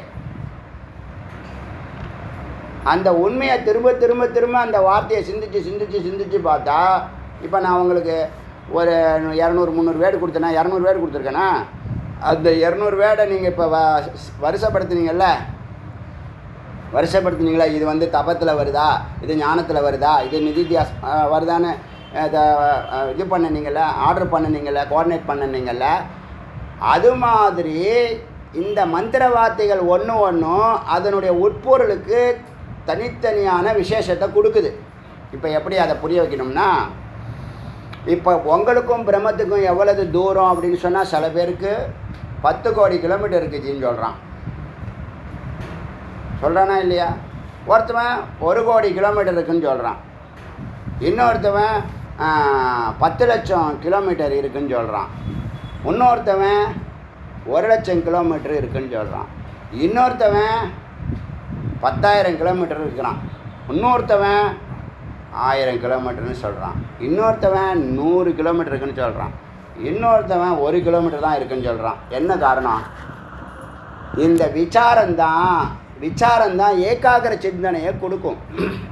நீங்கள் கண்ட குப்பைகளை நினச்சிட்டு இருந்தீங்கல்ல, அதை இதெல்லாம் எப்போ நடத்த முடியும்? ஏகாந்தமாக உட்காந்தா தான் நடத்த முடியும். அதுக்கு தான் எல்லா கர்மத்தையும் விட்டு தொலைங்கிறது. 1 மணி நேரம் ஏகாந்தம்னு சொன்னதும், கொஞ்சம் கொஞ்சமாக அதை டெவலப் பண்ணி 8 மணி நேரத்துக்கு கொண்டு வா சத்துவகுணம்னு சொன்னதும், அதில் இந்த ஆடியோவை திரும்ப திரும்ப போட்டு கேட்டிங்கன்னா அவர் கொடுக்குற விளக்கம் உங்களுக்கு புரிய ஆரம்பிக்கும். இன்னும் புரிதலே பூர்ணமாக இல்லை. சிரவணம் பண்ண காதில் கேட்டேன்னு தெரியும், ஒன்றும் பிரயோஜனம் கிடையாது. அதை விசாரம் பண்ணணும். விசாரம்னா இந்த ஆடியோவை 2வது முறை போட்டு இந்த வார்த்தைக்கு இவ்வளோ வலியுறுத்துறதுக்கு என்ன காரணம், அதுக்கு ஒரு பலன் சொல்லியிருக்கும் வேதம். அதை குரு சொல்லுவாங்க, உதாரணம்லாம் சொல்லுவாங்க. உதாரணம்லாம் உங்கள் ஞாபகத்தில் இருக்கும், அந்த தத்துவம் உங்களுக்கு இருக்காது. அதனால் அந்த தத்துவத்தை நல்லா சில பேருக்கு வார்த்தையை அனுபவமாக மாறுதா இல்லையா? நீங்கள் பார்த்த பொருளுக்கெல்லாம் அனுபவம் தெரியும். நீங்கள் பார்த்த பொருளுக்கெல்லாம் ஐஸ்கிரீம், பேரிச்சம்பழம், பாகக்காய், எலுமிச்சம்பழம், எல்லாத்துக்கும் அதோடைய சுவையோடைய இதெல்லாம் தெரியுதா இல்லையா? ஊறுக்காய், சப்பாத்தி, இன்றைக்கி போட்ட சனாவும் என்னது பூரியும், என்ன சூப்பருப்பா, என்ன ஸ்டைலுப்பா, என்ன தான் மெடிசல் சொன்னீங்களா இல்லையா? நினச்சிங்களா இல்லையா? ஏன் வீட்டில் அது மாதிரி வர மாட்டேங்குது? ஏன் உங்களுக்கு இன்க்ரீடியன்ஸ் வாங்கி கொடுக்கலையா உங்கள் வீட்டுக்காரு, உங்கள் ஹஸ்பண்டோ ஒய்ஃபோ? ஏன்னா எல்லோரும் சமைக்கிறீங்க, தப்பு இல்லை. உதவி செய்யணும்னா உங்கள் மிஸ்ஸஸ் உங்களுக்கு வாங்கி கொடுத்த இன்க்ரீடியன்ஸ்லாம் கரெக்டாக இருந்துச்சு, ஏன் அந்த சுவை வரல? அது ஒரு பக்கம் இருந்துட்டு போட்டோம். அதெல்லாம் என்ன, அது இதெல்லாம் பார்த்துருக்கீங்க, அனுபவப்பட்டுருக்கீங்க. இந்த வார்த்தையை இப்போ தான் முத கேட்குறீங்க. இந்த வார்த்தை எதுவும் புரியாத வார்த்தையாக இருக்கா? அந்த வார்த்தைக்கு அர்த்தம் சொல்லாமல் குரு போகிறாங்களா? ஏன் அதை மேலோட்டமாக எடுத்துக்கிறீங்க? ஏன் உள்ளே போக மாட்டேது? ஏன்னா விசாரமே பண்ணுறதில்ல. விசாரத்துக்கு ஏகாந்தம் வேணும். குரு பண்ணுற விசாரம், நீங்கள் பண்ணுற விசாரம் மனனம். புரியுதா இல்லையா? அப்போ தான் நீ வந்து இந்த வேதம் நீ நம்பி என் பின்னாடி வான்னு சொல்லலை. நீ சிந்திச்சு மெய்ப்பொருளை தெரிஞ்சுக்கிட்டு நீ செயல்பட போதுங்குது. என் பின்னாடி வான்னு கூட சொல்லலை. ஒவ்வொரு வார்த்தையும் சிந்திச்சு மெய்ப்பொருள் அறிய முடியுமா? அறிய முடியாதாங்க. ஒரு பிரச்சனைக்கு நீங்கள் ஒரு சொல்யூஷன் கண்டுபிடிக்கிறீங்களா இல்லையா?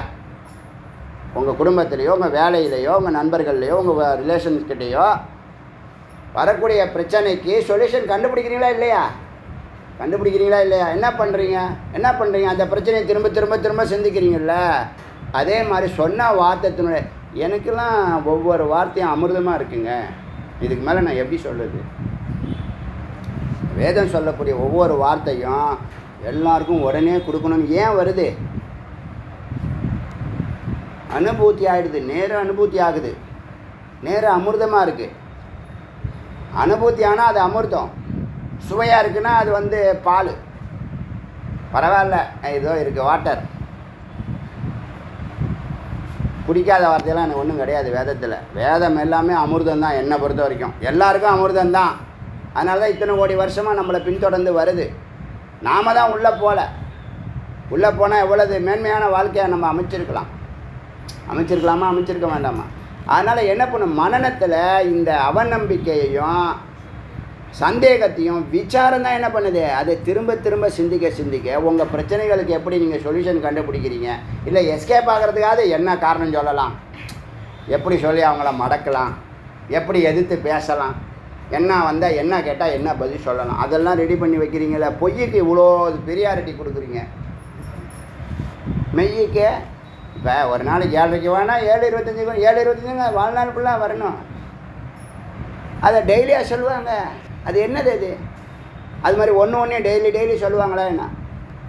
உக்காந்து சாப்பிடு, 2 கையால் சாப்பிடாத,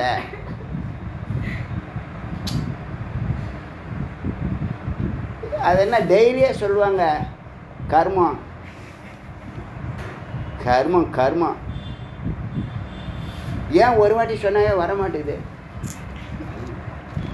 அறிவில்லை. கண்ட குப்பைகளும் உள்ளே இருக்குது. ஏகாந்தத்தில் நீங்கள் மனனம் பண்ணும்போது அந்த குப்பைகள்லாம் வெளிலப்படும். புதிய குப்பையை போடக்கூடாது. அதுதாங்க மனனம். இது கொஞ்சம் லைட்டாக இன்ட்ரோவோட கொஞ்சம் நிறுத்திட்டு தொடர்ந்து இதை பற்றி பேச போகிறேன். அதனால் இதை கொஞ்சம் கேட்டுக்கிங்கள. இப்போ இது புரியுதா? அவநம்பி இப்போ நீ நீ பிரம்மன்னு சொன்னால் உனக்கு ஏன் அவநம்பிக்கை இருக்குது, ஏன் சந்தேகம் இருக்கு, நீ அதை பற்றி சிந்திக்கிறதே இல்லை. உன்னை எது சிந்திக்க விடாமல் தடுக்குதுன்னு கேட்டால், எது சிந்திக்க உன்னை விடாமல் கேட்டுதுன்னா, இப்போ இந்த வார்த்தைக்கு ஒரு 1000 வேர்டு உங்களுக்கு கொடுக்குறேன்னு சொன்னேன்னா, இந்த 1000 வேர்டும் ஒரு தேனடையில் உள்ள இருக்கக்கூடிய கேபின் மாதிரி. அந்த ஹோல்ஸுள்ள இப்போ வேக்கண்ட்டாக இருக்குது. அதுலலாம் இந்த இந்த வார்த்தைகளை போட்டிங்கன்னா அது பூரணமான தேனடையாக மாறிடும். சொட்டும், அமிர்தமாக சொட்டும், இருட்டெல்லாம் வெளிச்சமாக மாறிடும். அப்படி சிந்தித்ததுக்கப்புறம் இது மெய்ப்பொருளுங்கிறது அது உள்ளே கிராகிச்சுக்கும், உங்களை இழுத்துக்கும் அந்த மெய்ப்பொருள். இதுக்கப்புறம் அந்த தப்பை பண்ணுவீங்களா? நெருப்பு சுடும்னு சொன்னோம், கேட்கலை. இப்படி லைட்டாக சுட்டு காமிச்சோம், அப்பயும் லைட்டாக தான் பட்டுச்சு. கையை பிடிச்சி நல்லா வச்சு விட்டோம். இனிமேல் நெருப்பை பார்த்தா என்ன பண்ணுவீங்க? அறிவு இருக்கா இல்லையா? ஏன் பாக்கி விஷயங்கள்லாம் 4 வாட்டி 5 வாட்டி சொல்ல வேண்டியதாக இருக்குது? தியானம் பண்ணு, டெய்லி 1 ஹவர் எக்ஸ்டெண்ட் பண்ணிக்கோ, 1 வருஷத்துக்கு 1 ஹவர். நீங்கள் சத்துவகுணத்துக்கு வர்றதுக்கு 8 வருஷம் சொல்லியிருக்கேன். அது பத்தாது உங்களுக்கு? பேசாமல் ஒரு கழுதையை உட்கார வச்சு 8 வருஷம் அதை கொடுத்து அதை மனுஷனாக்கி, தேவனாக்கி, இறைவனாக்கி, பிரம்மமாக்கி, அதை நமஸ்காரம் பண்ணி அதை போட்டு நான் யாம் இருக்கும் இடங்கள் சகல செல்வங்களும் பெருகும்னு போட்டால் போதும். நம்மளால் எல்லாம் கழுதையை ஃபாலோ பண்ண ஆரம்பிச்சிடுவோம். என்ன காரணம்? விசாரமே பண்ணுறது கிடையாது.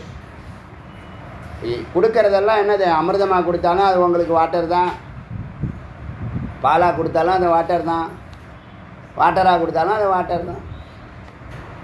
இது புரியுதா? அப்போ எப்படி விளங்கும்? செயலுக்கு எப்படி வரும்? விளங்கும்னா செயலுக்கு எப்படி வரும்? அது தெளிவு. இந்த தெளிவு இருக்குல்ல, அவநம்பிக்கையும் சந்தேகமும் நீ சிந்திக்காததுனால இருக்கக்கூடிய, அது ஒத்துக்கிறீங்களா இல்லையா? 10 வாட்டி சொல்கிற எடுத்த இடத்துல எடுத்த பொருளை வை, சாவி எங்கே வைக்கணும், ஐடி கார்டை எங்கே வைக்கணும், ட்ரெஸ்ஸை எங்கே மாட்டணும், மேக்கப் செட்டை எங்கே வைக்கணும், எத்தனை வாட்டி சொல்கிறேன்? இங்கே ஒரு நாளைக்கு, அங்கே ஒரு நாளைக்கு, அங்கே ஒரு நாளைக்கு, அங்கே ஒரு, அப்புறமா எங்கே வச்சேன்னு, இந்த வயசில் எங்கே வச்சேன்னு கேட்குது. சாவியை வச்சுட்டேன்னா நமக்கு தான் இந்த மாதிரி இருக்குது. வெளியில் 100 வேலையை செய்கிறோம். இதுங்களுக்கு ஒன்றும் இல்லை, ஸ்கூலு, காலேஜு, இல்லை வீடு, வேறு எதுவும் கஷேத்திரமே கிடையாது. என்ன பண்ணுது? எதை எங்கே வச்சேன்? சாக்ஸை காணும்னு சொல்லாத குழந்தைங்க இருக்கா? கர்மம். அச்சா, அடுத்தது எதெல்லாம் துறக்கணும்னு கேட்டால், எல்லா கர்மத்தையும் விட்டு தொலை. பரித்யஜ்ய நிர்மமோ நிரகங்காரோ, மமதா விட்டுடு, அகங்காரத்தை விட்டுடு. இதெல்லாம் உபதேசமாக இல்லை, அறிவு இருந்தால் இதெல்லாம் போயிடும். அப்படி சொன்னிச்சா, பூத்வா பிரம்மேஷ்டம், பிரம்மத்தை நாடி சரண உபகம்ய, என்னை நோக்கி வா. இது வேதம் சொல்லுது. இதை பெருமாள் அங்கே சொல்கிறார். எங்கே சொல்கிறாரு? பகவத்கீதையில் சொல்கிறார். பகவத்கீதை ஸ்மிருதி, எல்லாருக்குமே ஸ்மிருதி தான் இருக்குது, ஸ்ருதியே இல்லை. ஸ்ருதினா என்னது? வேதம் நேரடியாக சொன்ன விஷயங்கள். வேதம் வேதம் ஸ்ருதி. நேராக பிரம்மத்துக்கிட்டேருந்து ரிஷிகள் நேராக கேட்டது. ரிஷிகள் கேட்டதை எக்ஸ்பிளைன் பண்ணுறவங்க தன்னுடைய கருத்தையும் அதில் சேர்த்துக்கிட்டு நாங்கள் தான் பெரியவங்கன்னு சொல்கிறாங்க. நாங்களும் பெரியவங்கன்னு சொல்லிட்டு போங்கன்னுங்கிறது தான் நம்மளுடைய வேண்டுகோள். அப்புறம் தத்துவமசி சொல்லுது, அகம் பிரம்மாஸ்மி சொல்லுது, சர்வம் கல்விதம் பிரம்மம். இங்கே இருக்கிறது எல்லாம் பிரம்மன் தான் சொல்லிடுச்சு. நீ ஒரு கருவின்னு சொல்லிடுச்சு. இதுக்கு மேலே என்ன ஞானம் வேணும்? எல்லாம் பிரம்மம்னா யாரையாவது குத்துவியா, கிள்ளுவியா, அடிப்பியா, அவங்க பொருளை திருடுவியா? எல்லாம் ஒரு தாய் மக்கள் சொல்லியாச்சுங்க. இங்கே இருக்கிற பொருளெல்லாம் என்னதுன்னு சொல்லுது. நீ என்னன்னா எந்துங்கிற? உனக்கு ஒரு 30 ஆண்டுகள் வாடகைக்கு கொடுத்துருக்கு. ஆமாம், 50 வயசுக்கு மேலே உங்கள் ப்ராப்பர்ட்டி எதுவும் உங்களது கிடையாது. 60 வயசுக்கு மேலே உங்கள் உடம்பே என்ன ஆச்சு? உங்களது கிடையாது. 70 வயசுக்கு மேலே உங்கள் உயிரும் உங்களது கிடையாது. அப்புறம் என்ன எந்து சொல்லிக்கோ? அது சிரிக்கும்.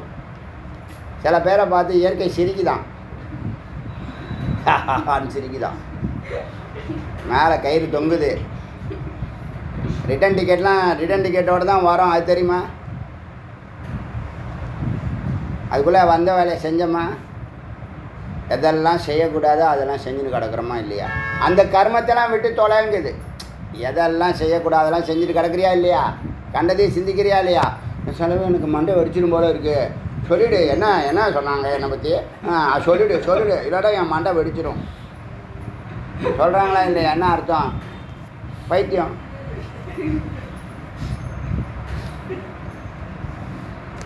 உன்னை பற்றி உனக்கு தெரியாதா? என்ன அவங்க சொல்கிறது? மிக சாதாரண விஷயத்துக்கெல்லாம் மற்றவங்களுடைய சர்டிஃபிகேட் கேட்குறாங்க. உன்னுடைய மானத்தை மறைக்கிறதுக்கு ட்ரெஸ்ஸு போட்டுக்கிற. அது 100 ரூபா போட்டான்னா, 1000 ரூபா போட்டான்னா, லட்சமாக போட்டான்னா, நீ கருப்பாக இருந்தானே சிகப்பாக இருந்தா யாருக்கு என்ன வேண்டி கிடக்கு? என்ன வேண்டி கிடக்குங்க? அதுக்கு இவ்வளோ அது பவுடரை போசுறது. எவ்வளோ பியூட்டி பார்லர் எக்கச்சக்கமாக வளர்த்துருக்கு தெரியுமா? ஏன்னா அவன் வெள்ளைக்காரன் எல்லாம் பண்ணுறான்ல, நாங்களும் பண்ணுவோம். அவன் என்னென்ன கண்டுபிடிக்கிறான், எத்தனை நோபல் பிரைஸ் வாங்கியிருக்கான். நீ ஒரு கப்பு வாங்கிட்டு வரியாது, ஒரு மண்ணாங்கட்டியும் கிடையாது. உனக்கு அறிவு இருக்கா இல்லையா?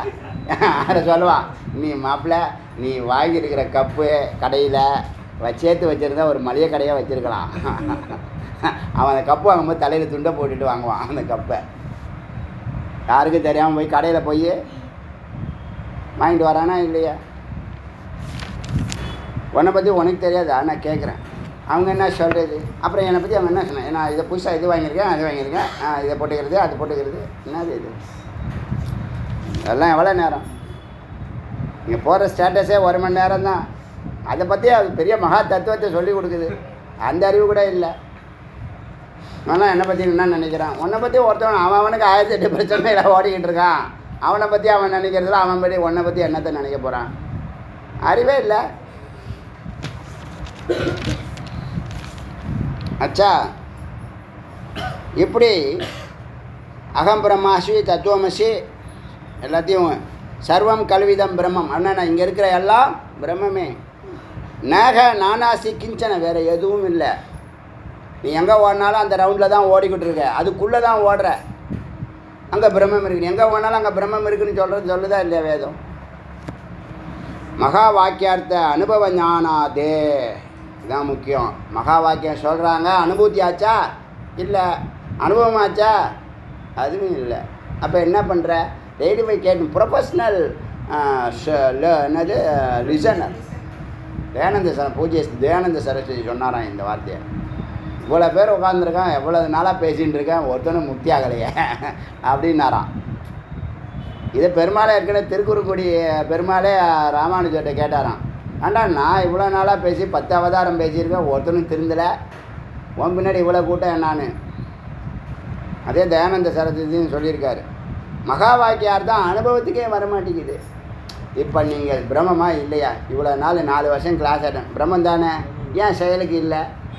ஒரு காரியத்தை செஞ்சு காட்டுங்களேன் பார்க்கலாம். அதாவது உடலால் இல்லாமல் மனதால் இல்லாமல் இறைநிலையில் இருந்து செஞ்சு காட்டுங்க பார்க்கலாம். ஒரு ட்ரிப்புக்கு 10 டிக்கெட் பேலன்ஸ் இன்னும் இருக்குது, செஞ்சு காட்டுங்க பார்க்கலாம். இது ஒரு சேலஞ்சு. நான் இது 53வது ட்ரிப்பாப்பா. இது 53 ட்ரிப்பு ஒரே ஆள் எல்லாத்தையும் புக் பண்ணிகிட்ருக்கேன். நீங்கள் வேடிக்கை பார்த்துட்டே இருங்க. ஒரு நாள் நான் இந்த வருஷம் இந்த மாதம் நான் பண்ணி கொடுக்குறேன். உங்களுக்கு சொல்லுங்கள் பார்க்கலாம். யாராலையும் முடியாது. ஏன் உங்களுக்கே தெரியும். உங்களால் முடியுமா? மாதத்துக்கு ஒரு நாள் பூஜைக்கு வராங்கன்னா காலையில் 4 மணிக்கு எழுந்து வரணுமா? ஏன்னா இது இந்த ஆளும் தூங்க மாட்டேங்கிறான், நம்மளும் தூங்க மாட்டோம். திட்டுறான் வேறு. எனக்காக அவங்க பூஜை பண்ணிக்கிறதுக்கு வராங்க.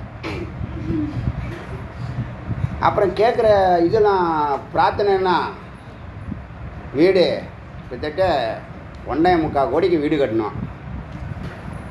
எனக்கு அது ஆகணும், இது ஆகணும்.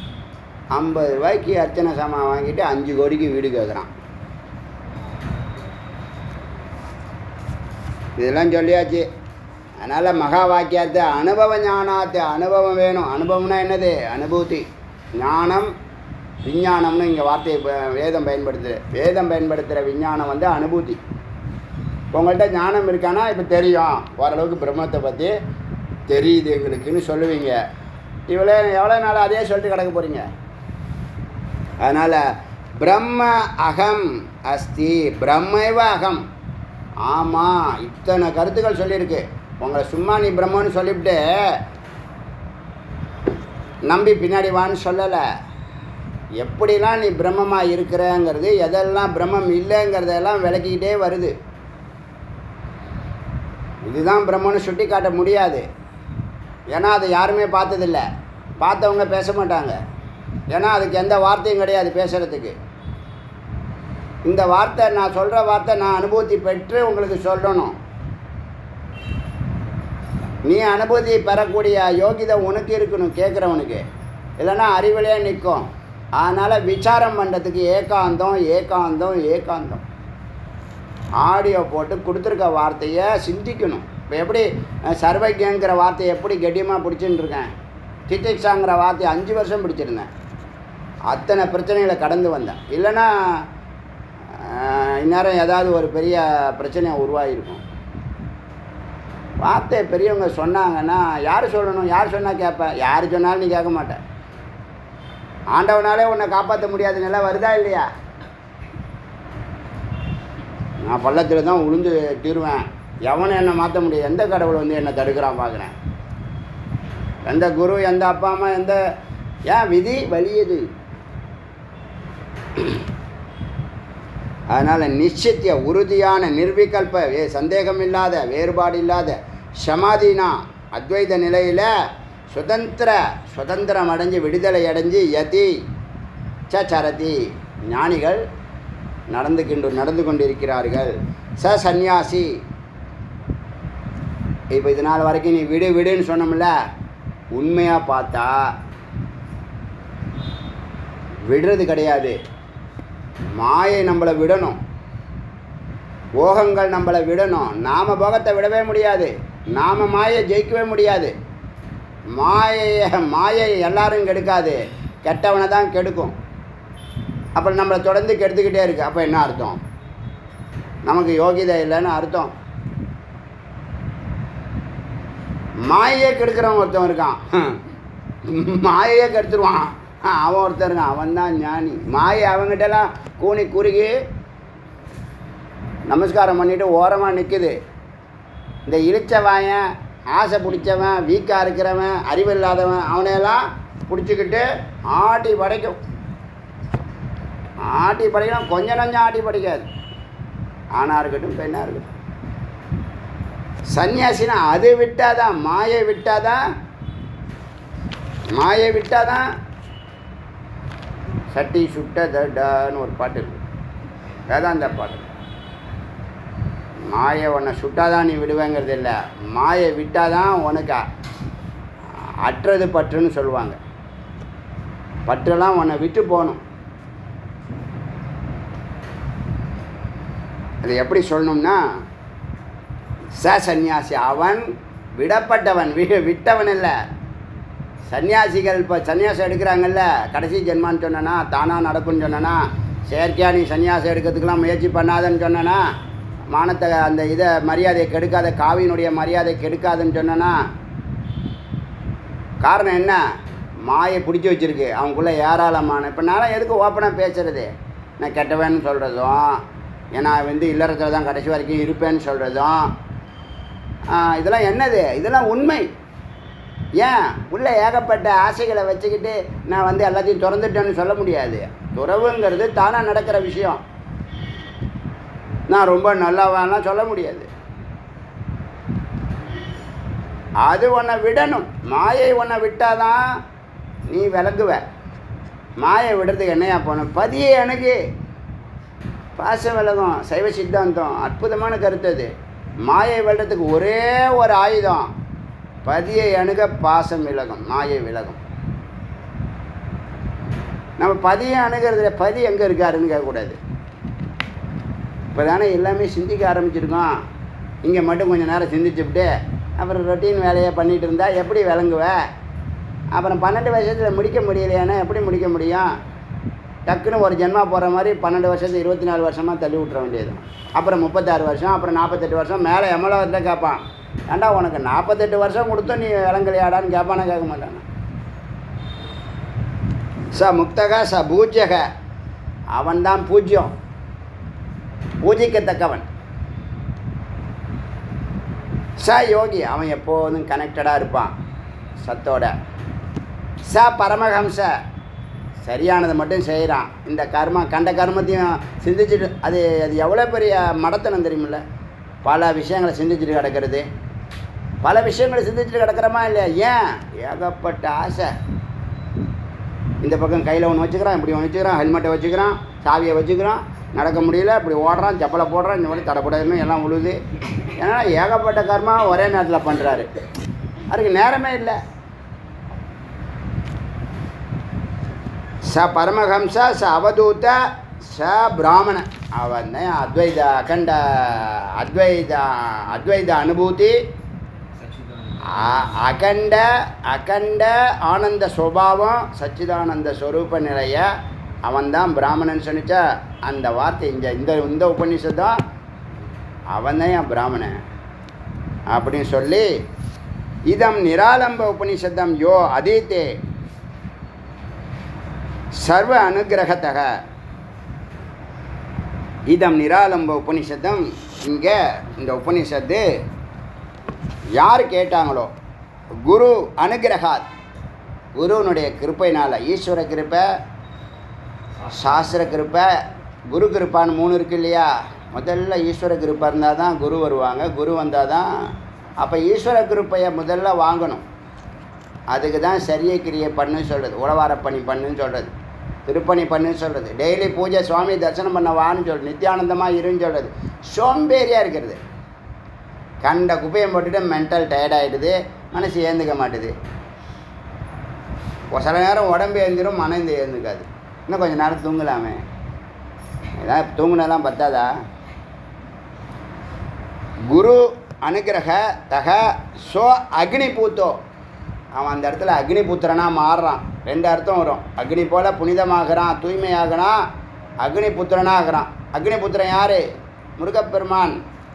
ச வாயு பூத்தோ, அவன் வாயுவை போல தூயமானவன் அனுமன். ச ந ச புனராவர்த்தே, அவன் திரும்புவதில்லை. ந ச புனராவர்த்தே, அவன் மீண்டும் திரும்புவதில்லை. புனர் நாபி ஜாயத்தே, எந்த கர்ப்பத்துக்குள்ளேயும் அவன் நுழையிறதில்லை. புனர் நாபி ந புனர் புனர் ந அபிஜாயத்தே, திரும்ப பிறப்பதில்லை, கர்ப்பத்துக்குள்ளே நுழையிறதில்லை. ஈத்தி உபநிஷத்து. இப்போ உன்னை மாயை விடணும். கெட்டது மாயை, கெடுத்தவன் ஞானி. விட்டது அவனே, விடுபட்டவன் முக்தன். விடுவித்தவன் குருபரன், அவனே சரவணன்.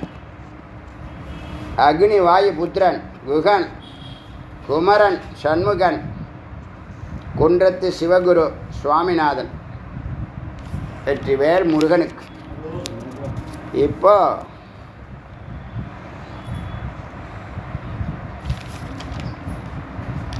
விசாரம் இந்த மனநத்தை பற்றிய விசாரத்தை அப்பப்போ கொஞ்சம் கொஞ்சம் பண்ணுறேன். புரிஞ்சிச்சா? இப்போ என்ன பண்ணணும்?